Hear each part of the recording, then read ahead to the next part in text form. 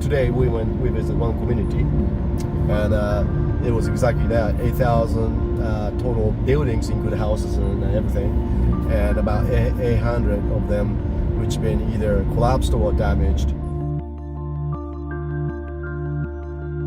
Essentially what it is the damage assessment tool. So the green tag means there's no damage, inspected, safe to enter. And the yellow tag is the certain damage in the building and a limited entry, you shouldn't live there. Okay. And the red tags either collapsed or the heavily damaged, so no entry. No entry. So it's targeted building that residents can see exactly what happened to the houses, and that's actually really important